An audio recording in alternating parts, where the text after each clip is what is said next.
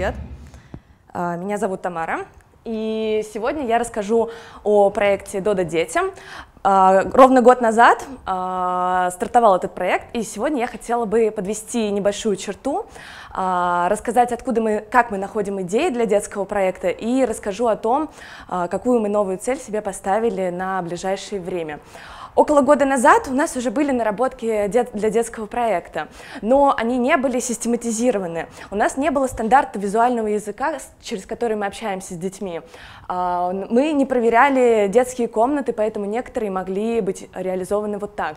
Также на мастер-классы было достаточно сложно записаться, потому что не было единого инструмента, через который люди могли бы это сделать. Но спустя год мы проводили очень много исследований, мы изучали детский опыт и понимали, какие есть потребности у детей, что им нравится. Мы систематизировали и улучшили, нашли новые решения для детских комнат. И спустя год мы смогли качественно улучшить детский опыт в наших пиццериях. Но мы задали себе вопрос. Куда мы хотим прийти, что мы хотим добиться вообще в этом проекте. И чтобы ответить на него, мы сформулировали миссию этого продукта. Мы сформулировали ее так, что мы хотим стать пиццей и пиццерией, которые выбирают дети и родители. И в результате мы поняли, что мы все еще не находимся там, куда мы хотели бы прийти. И для того, чтобы понять, что нужно развивать и откуда брать идеи, мы провели исследование конкурентов, потому что, в принципе, уже все до нас придумано, и можно найти то, что можно было бы применить у нас, что можно было бы сделать и улучшить. В результате, чтобы правильно провести исследование, мы составили план, как ходит ребенок, как путешествие ребенка в наших заведениях и в любых других.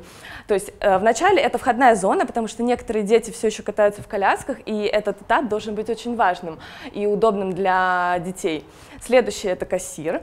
Потом меню должно быть очень простым для выбора ребенка, чтобы родитель сразу мог понять, что ему стоит, что можно выбрать для его ребеночка. Дальше сам ресторан, конечно же, детская комната, туалет, место, где будет есть ребенок, и уже поход домой и нахождение дома. Например, к этому этапу может относиться то, что ребенок заберет из ресторана, из места и будет уже играть дома с этим. Например, один из наших подопытных, это был Макдональдс, это очень крутой референс, потому что они начали первые этим заниматься и уже наработали достаточно много опыта в этой сфере. Мы изучили подробно то, как они работают с детьми, с детской аудиторией, и нашли очень много классных идей. Например, детские стульчики очень крутые, там, нагруднички. Но по их следам мы сделали наши стенды с раскрасками, но, конечно же, мы их адаптировали под себя и постепенно улучшаем. Например, в новой раскраске мы добавили элемент коллекционирования, потому что дети очень любят собирать разные коллекции из разных вещей, поэтому это добавит ценности нашим раскраскам. Далее еще один хороший пример — это сеть кафе «Андерсон». Это заведение, которое очень ориентировано на детей и родителей, и все в их заведениях сделано прям очень круто. Например, в некоторых можно найти горочку, с которой можно спуститься с первого этажа, со второго этажа на первый, чтобы детям было веселее это делать.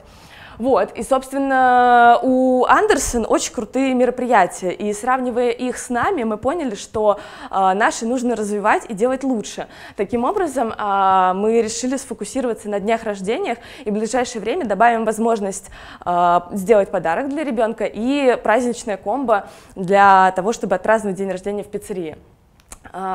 Но мы изучали не только конкурентов, мы изучали свой собственный опыт в наших пиццериях и опрашивали наших клиентов.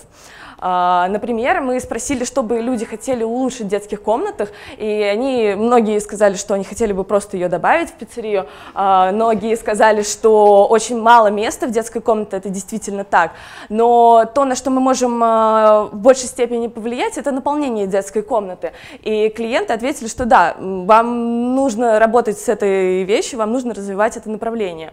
Именно поэтому сейчас мы разработали новые бизи-панели для стен, которые будут экономить место в детской комнате, но также они будут отличным развлекающим моментом для детей, потому что эти панели помогают соединять детей разного возраста. Например, взрослые дети, они гораздо быстрее справляются с этими механизмами и понимают, как они работают.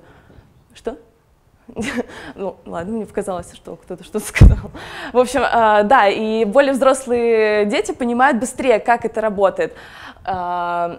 И потом уже стараются объяснить маленьким детям, как, собственно, стоит пользоваться этим предметом.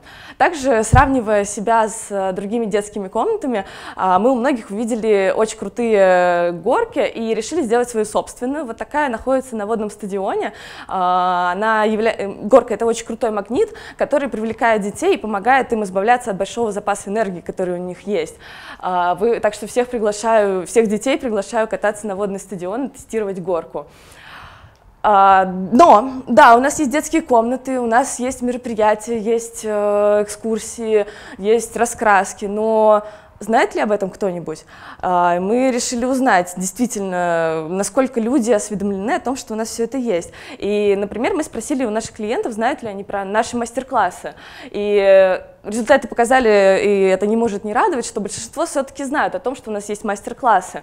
Но 40% людей не знают. И нужно отметить, что это лояльная аудитория, которая, в принципе, более-менее погружена в наш контекст. Поэтому мы понимаем, что у нас еще очень большой есть потенциал для того, чтобы рассказывать и привлекать людей, которым это может понравиться. И мы понимаем, что очень многое мы сделали за последнее время, и нам есть чем гордиться в этом направлении.